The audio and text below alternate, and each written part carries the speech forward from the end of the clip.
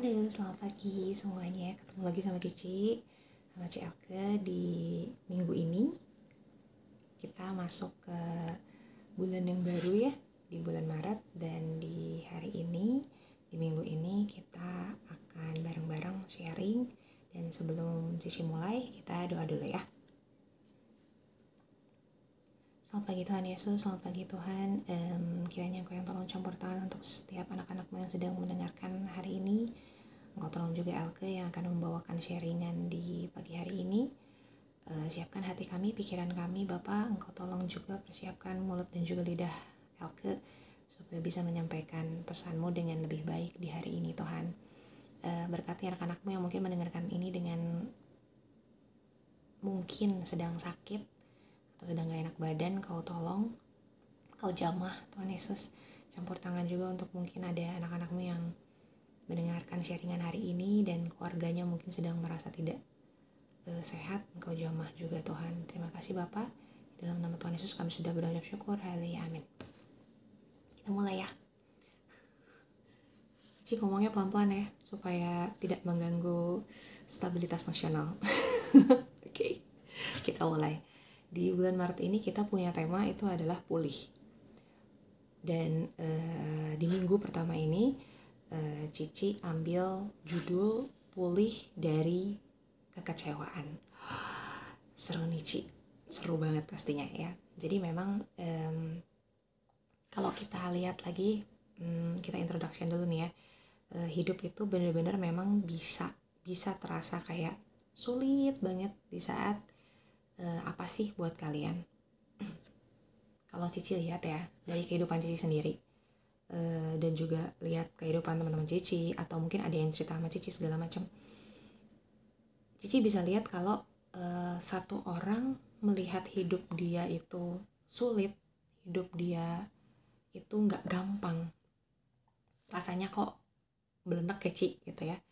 Itu adalah di saat dia punya harapan, tapi dia punya harapan, dia punya ekspektasi gitu ya, tapi itu nggak sesuai sama realita yang terjadi di hidup dia.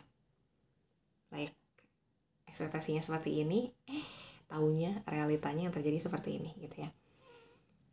Rencana tentang sekolah, rencana tentang pekerjaan, rencana tentang rumah tangga mungkin, atau rencana tentang pernikahan, pengennya nikahnya di gunung atau mungkin di Bali apa segala macam, terus tidak tercapai misalnya.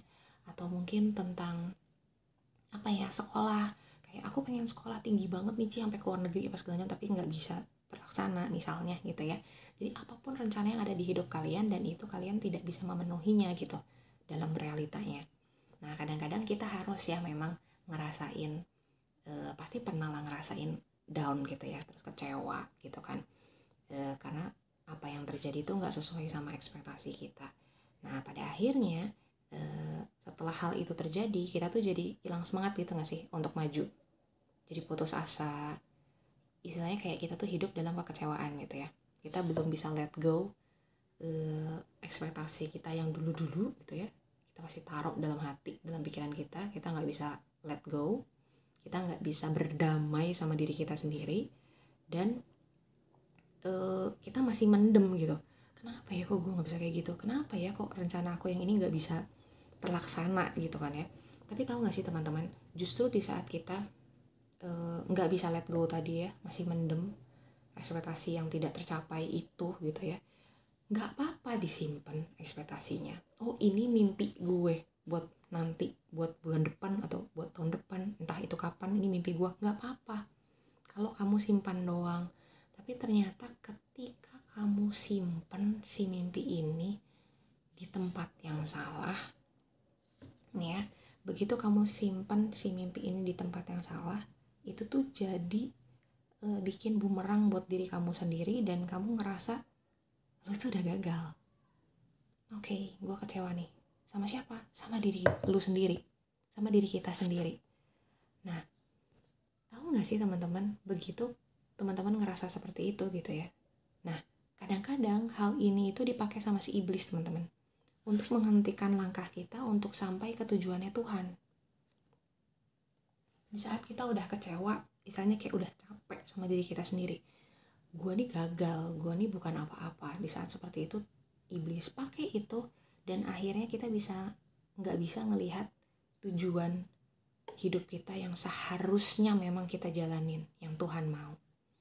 Nah, seharusnya kita harus atasin nih ekspektasi kita, harus taruh di tempat yang benar sih tadi bilang kan. Dan lebih banyak cari pemulihan itu dari Tuhan.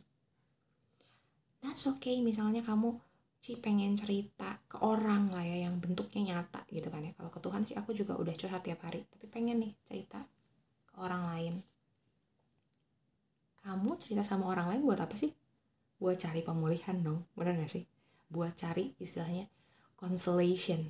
Kamu pengen cari kayak ada orang yang okay, that's okay, gak apa-apa, it's gonna be okay. Pasti kamu pengen ada orang yang ngomong gitulah sama kamu, bener gak sih?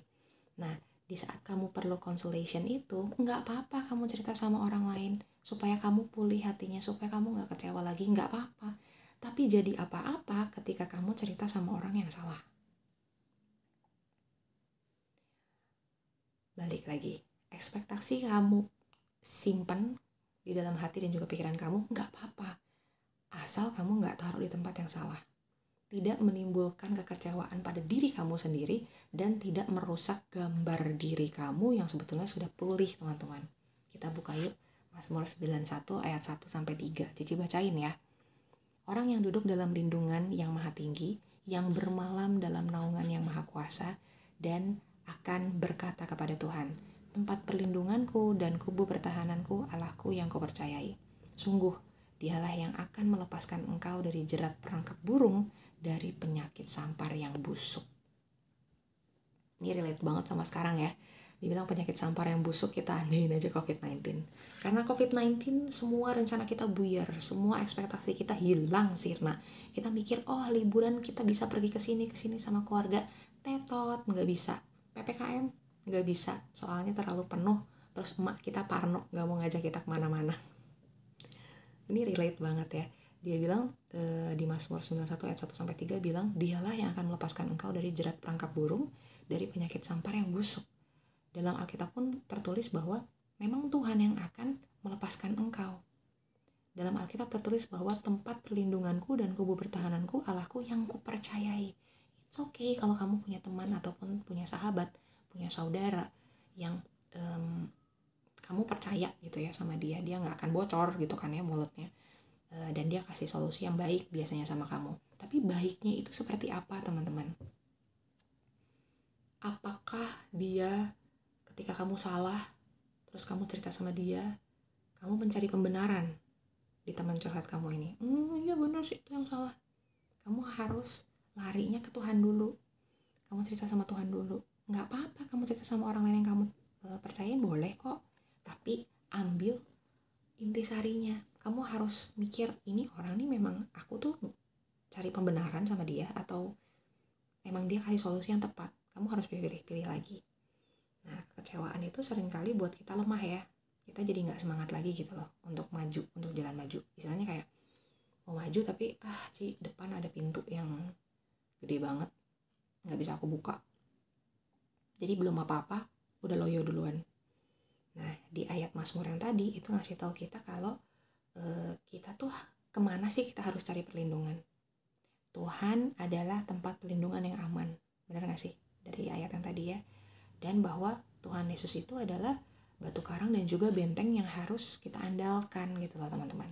Jadi di saat apapun itu, coba yuk cari Tuhan dulu. Ngadu sama our daddy up there, sama Tuhan Yesus. Kita buka lagi ya, Yeremia 29 ayat 11. Sebab aku ini mengetahui rancangan-rancangan apa yang ada padaku mengenai kamu. Demikianlah firman Tuhan, yaitu rancangan damai sejahtera dan bukan rancangan kecelakaan, untuk memberikan kepadamu hari depan yang penuh harapan. Kita boleh kecewa, kita bisa banget kecewa, karena rencana kita nggak terjadi nih, seperti apa yang kita bayangkan. Kita punya harapan akan sesuatu yang baru misalnya ya, tapi ternyata kenyataannya nggak sesuai. Terus akhirnya karena kita menempatkan ekspektasi kita pada tempat yang salah, kecewa sama diri sendiri, gambar diri hilang. Akhirnya ends up apa teman-teman? Kita putus asa, kita meragukan rencana Tuhan. Kok gini ya ternyata ya? Padahal kita belum sampai di ujung, atau mungkin kita belum start buat lari ikutin rencana Tuhan. Tapi kita udah ends up, kita udah ngejudge dulu. Loh kok hidup gue gini? Padahal lu ngehidupin hidup lu aja belum gitu, ngerti gak? Nah, yang mau Cici sampaikan hari ini, pagi hari ini adalah, mungkin kalian juga sudah tahu bahwa rencana Tuhan itu adalah jauh lebih baik daripada rencana kita sendiri. Dan meskipun saat ini kita tuh belum terima gitu ya, rasanya kayak belum dapet nih. Rasanya gue belum ngerasa emang itu yang terbaik gitu Ci ya. Percayalah, kalau kamu sabar, kamu tekun, kamu tetap percaya, Tuhan itu pasti akan memenuhi janjinya di dalam hidup kamu teman-teman. Entah kapan. Makanya itu di minggu-minggu kemarin Cici pernah bahas juga tentang stay in touch. Supaya kita tahu kapan harus berbuat apa, kapan ada sinyal dari Tuhan, kita tahu. Kita buka lagi yuk. Hari ini lumayan banyak nih ya si ayatnya. Ini untuk data-data yang terpercaya, oke? Kolose 3 ayat 23-25 Cici bacain ya. Apapun yang kamu perbuat, perbuatlah dengan segenap hati seperti untuk Tuhan dan bukan untuk manusia. Kamu tahu bahwa dari Tuhanlah kamu akan menerima bagian yang ditentukan bagimu sebagai upah. Kristus adalah Tuhan dan kamu hambanya. Barang siapa berbuat kesalahan, dia akan menanggung kesalahannya itu karena Tuhan tidak memandang orang. Kadang yang bikin kecewa lagi adalah kita udah all out banget, mengerahkan seluruh tenaga dan juga keringat dan air mata kita pada sesuatu yang diminta kita untuk kerjakan, atau pada sesuatu yang pengen kita kerjain. Tetapi kok ends up gak dihargain sama orang? Nah ya pasti ngerasa kayak gitu ya. Aku udah all out banget tapi kok rasanya gak dipandang apa-apa sama orang, dilihat sepele sama orang lain. Nah kadang hal ini juga bikin kita kecewa, kita marah sama diri sendiri, marah sama orang lain. Parahnya lagi kita marah sama Tuhan langsung ya. Gua nih udah all out loh padahal gitu kan. Nah keadaan ini seringkali terjadi di lingkungan kalian pasti ya, di sekolah atau di kalian yang udah kerja misalnya, pasti ada aja. Tapi Tuhan di sini di dalam ayat tadi ya, Kolose 3 ayat 23-25, Tuhan nyuruh kita untuk bekerja dengan tulus, belajar dengan tulus, dan lakukan seperti untuk Tuhan. Belajar mati-matian buat papa mama, demi dipuji sama papa mama, demi gak dibandingin nanti sama adik atau sama kakak gue belajar deh demi dapat ranking gede supaya gue dipandang nih di sekolah. No, Tuhan nyuruh kita bekerja. Gue kerja nih demi dilihat sama si bos. Gue harus rajin nih datang lebih pagi supaya si bos lihat gue naik gaji. No, Tuhan nyuruh kita untuk bekerja dengan tulus seperti untuk Tuhan, bukan untuk orang. Percayalah ketika kita mengerjakan sesuatu bukan untuk demi dapat pujian, bukan untuk dihargai sama sesama manusia, bukan untuk menjilat sesuatu. Ya, teman-teman, akan ada imbalan 20-30 kali lipat kali dari Tuhan. Akan ada, bukan imbalan ya, jadi kamu tuh bakalan ngerasa ini tuh worth it buat aku. Ketika kamu ngerjain segala sesuatu 100% seperti untuk Tuhan, itu datang baliknya hasilnya itu kamu bakal amazed banget teman-teman. Bukan karena kamu bakal dihargai sama orang. Kamu udah gak berekspektasi kamu bakal dapat penghargaan dan pujian dari orang lain, karena kamu ngerjainnya bukan buat orang itu, kamu ngerjainnya buat Tuhan. Dan Tuhan kita itu adalah Tuhan yang setia dan adil. Dia lihat kita 100% ngerjain memang buat Tuhan, dengan hati yang tulus, lagi ya di garis bawah, dengan hati yang tulus, Tuhan bakal kasih janji-janjinya sama kita. Pasti, yakin Cici. Jadi teman-teman, kalau misalnya kita mau lihat nih ya dari cerita-cerita yang zaman dulu, ingat gak sih rasa kecewa juga dialamin sama si sakit nih, orang sakit yang ada di tepi kolam Bethesda. Ingat dong ya cerita tentang itu di zaman dulu waktu kalian masih kecil. 38 tahun terbaring sakit. Itu gak mudah buat dijalanin. Sakit gak bisa kemana-mana. Ya, dia cuma ada di pinggiran kolam Bethesda, tiduran di situ. Kenapa tiduran? Kenapa dia kok nggak jalan-jalan apa gimana sih? Apa nggak bosan? Dia nggak bisa bangun teman-teman. Ya, ingat kan ceritanya? Dia cuma bisa tiduran di situ, di pinggir kolam Bethesda. Nah, selama 38 tahun terbaring sakit, itu pasti kan kekesalannya nambah ya. Karena nggak seorang pun yang bisa nemenin dia dengan sabar, atau seenggaknya deh nggak usah nolong dia ke kolam deh. Nggak ada yang mau bantu najong dia supaya dia masuk tuh ke kolam itu. Bener gak sih? Istilahnya kayak orang udah 38 tahun menanti di sana gitu ya. Nggak akan lagi pemikirannya adalah tolong dong tuntunin gue biar gue bisa nyelup tuh ke kolam Bethesda. Udah nggak gitu lagi. Kayaknya kayak tolonglah tajongin gue dong supaya gue bisa nyemplung nih. Toh gue udah di pinggiran. Tapi nggak ada yang mau bantuin dia. Nggak ada yang mau bantuin, nggak ada yang mau najong dia. Bayangin. Dia kecewa dan berlangsung sangat lama.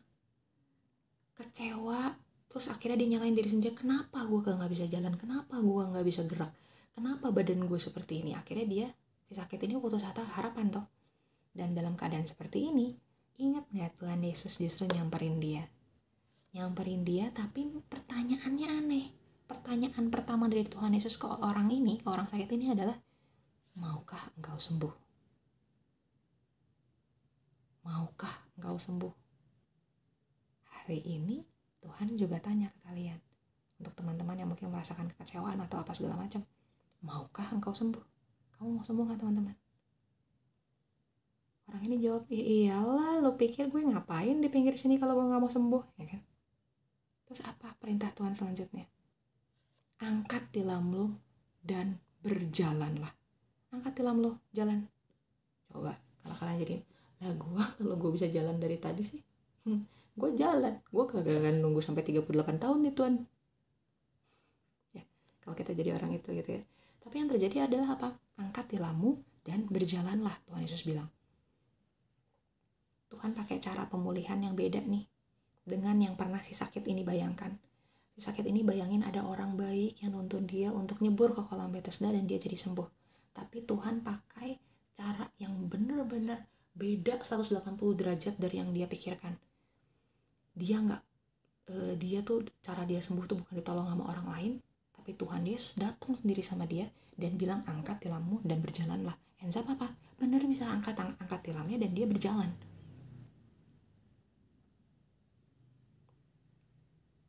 Syaratnya apa sih? Biar kita bisa pulih. Syaratnya harus ikut perintah tanpa banyak tanya.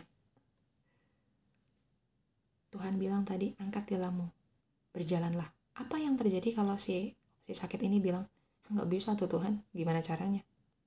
Bakal sembuh nggak?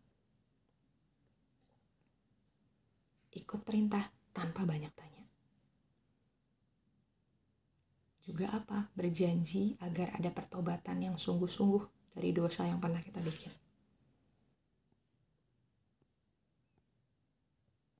Ya. Enggak. Syaratnya cuma itu. Tuhan pengen kita dengar perintahnya, lakukan tanpa banyak tanya. Sekarang Cici tanya lagi hari ini, di pagi ini. Kamu mau sembuh nggak? Kamu mau pulih nggak hatinya? Di saat ada kemauan di situ, ada niat, pasti bisa. Ya, semangat terus ya. Cici harus tutup dulu dalam doa. Kita nanti ngobrol bareng-bareng lagi pas ada Zoom bareng ya. Oke, kita habis itu dalam doa. Terima kasih Bapak untuk firman-Mu hari ini. Terima kasih untuk sharingan dan juga pesan-Mu hari ini. Kami yakin dan percaya kami bisa ikut perintah-Mu dengan sungguh-sungguh. Kami nggak mau kecewa lagi. Kami nggak mau menjadi orang yang gagal lagi dan akhirnya kami jadi putus asa untuk mencapai ketujuan akhir kami.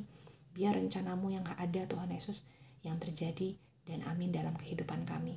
Kau tolong campur tangan untuk anak-anakmu ini semuanya Tuhan Yesus, berkati keluarganya, berkati keuangan keluarganya, Engkau berkati kesehatan mereka semua Tuhan, tutup bungkus dengan kuasa darah-Mu yang kudus, jauhkan dari setiap niat yang jahat, musibah, mara, bahaya, sakit, penyakit apapun itu di dalam nama Tuhan Yesus. Engkau sembuhkan di dalam nama Tuhan Yesus, Engkau lindungi anak-anak-Mu ini Tuhan. Engkau terima kasih Tuhan untuk firman-Mu di hari ini, ajar kami untuk lebih lagi bisa mengikut Engkau. Terima kasih Bapa, kami yakin esok hari, minggu depan akan lebih baik dari hari ini. Di dalam nama Tuhan Yesus kami sudah berucap syukur. Haleluya, amin. Bye-bye. See you next time. Happy Sunday.